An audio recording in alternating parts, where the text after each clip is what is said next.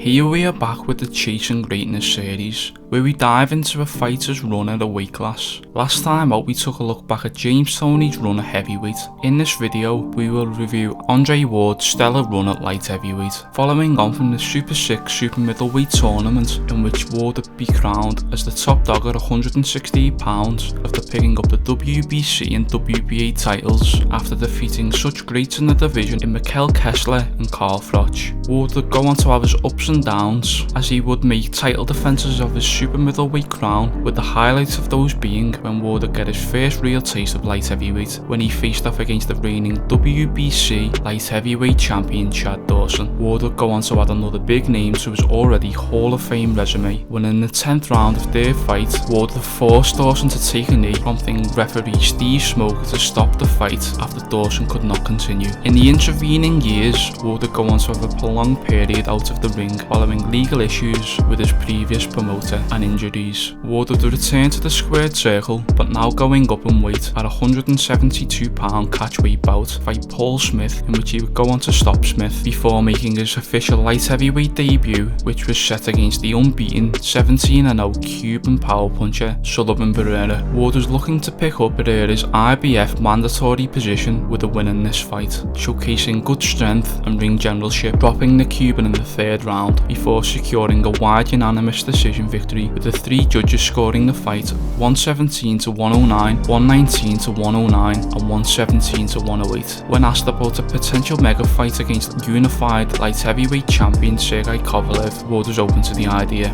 On the 28th of June 2016, Rock Nation Sports confirmed that Ward would go on to have one more fight before facing off against Kovalev. So on the 30th of July, against 39-year-old 25-1 Colombian boxer Alexander Brand, the fight would take place in Ward's hometown of Oakland in front of 8,653 hometown fans. Ward unanimously outpointed Brand to claim the vacant WBO International Light Heavyweight title, with all 3 judges scoring the fight 120 to 108 in Ward's favour. Following the fight, it was confirmed that a matchup between Andre Ward versus Sergey Kovalev for the unified light heavyweight title would take place, when Kovalev, who was sat ringside for the bout, would enter the ring to face off against Ward. Ward would go on to meet Kovalev for the unified IBF, WBA and WBO light heavyweight titles at the T-Mobile Arena on the 19th of November 2016. After being knocked down in the 2nd round, the fight would open up to be a real chess match, as Ward would go on to win a controversial decision, with all 3 judges scoring the fight 114 to 113 in Ward's favour. With this victory,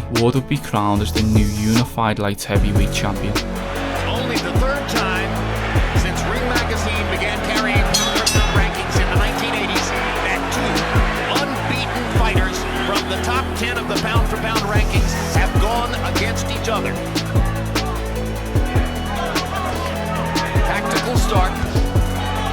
Kovalev wants to be sure not to overreach early. Quick right hand lands for Ward. Ward getting a little left to the body. The thing about Kovalev's power is it makes it such that Andre has to walk a tightrope. Stiff There you by see him. Kovalev.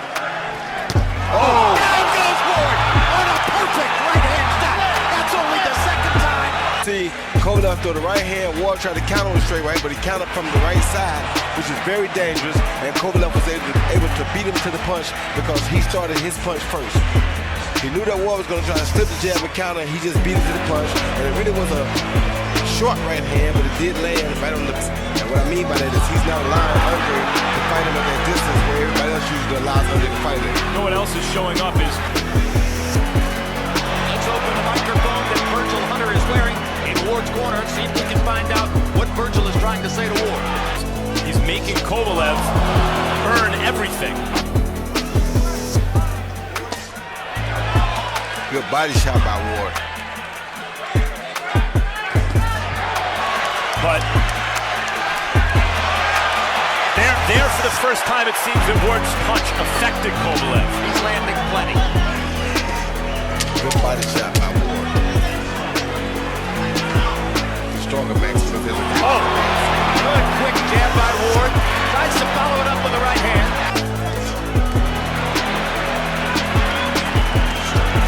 Good hook by Andre. Good jab by Sergey. That's the the timing he needs to master. And good jab back by Ward. And a right hand that he knifed to the body under, and a class tells overtime. Fight because now he's comfortable. He knows how to do things. He knows to... As we go down the stretch. Hard right hand by Kovalev. Left hook by Ward. They keep trading big shots. What a tremendous fight this is to see it contested on this level. Comfortable for Kovalev. Kovalev would start to fold. A super fast pace. Oh, good body shot by Kovalev. Oh. Good jab by Kovalev. And you wonder if the sand is running out of the hourglass on Andre Ward's perfect professional career. Had in quite some time.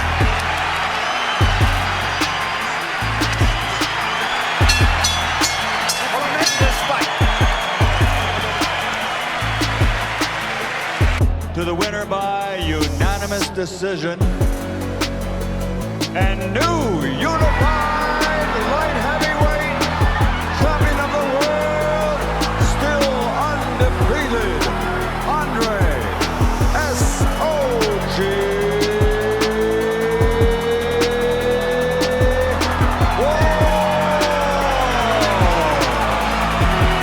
Following tough negotiations in which Ward threatened to retire from boxing, an agreement was reached for a rematch, with a date and venue set, with the Mandalay Bay in Las Vegas, Nevada being the stage for the greatly anticipated rematch between Ward and Kovalev on the 17th of June in front of a crowd of 10,592 spectators. The fight resembled the first outing, with both fighters having their moments of success, but the fight ended controversial yet again when in the 8th round Ward landed a right hand on Kovalev, which would see the Russian physically hurt by the shot. Ward finished off Kovalev following several body shots, including low blows, forcing Tony Weeks to stop the action, with Kovalev sitting on the middle rope visibly hurt by the shots. Good body shot from Kovalev under the heart.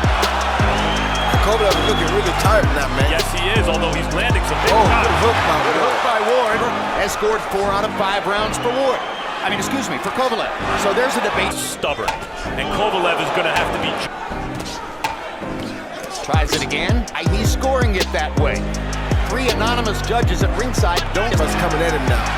Oh, hey. Hard right hand by Ward. Hurt him On the bad. front to the fight. Wobbles Kovalev. Man, I told you he's weak, Jim. You see his legs, he's done this fight. Kovalev holding on right now. Ward has a chance to knock him out with a minute still to go in the 8th round. Hurt body shot. He's hurt from a body shot. Bad. Body shots are killing him, Jim. Ward with body shots and a left hook. Yeah, he's Kovalev hurt in from a body big shot. trouble. 50 seconds to go in the round. Sergey just trying to get away. Ward not known as a finisher, but Kovalev looks finished.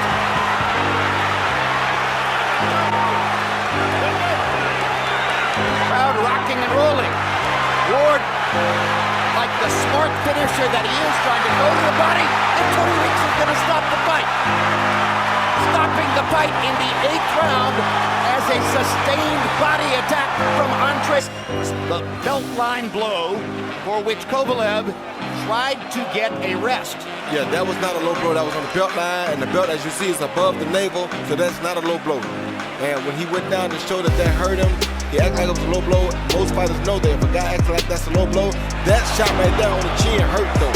That buckled his knee. That was the biggest punch of the fight, the hard right hand. That's And the now biggest Kovalev punch. was in trouble and trying to survive. And as he looked for space in the ring and looked for a chance to get away after that right hand, which you had already seen once, here's what Ward did. Body. Missing over the top to the head. And now, watch these body shots that ultimately sealed the deal. And look at the effort that Ward puts into every body shot. Boom! Boom!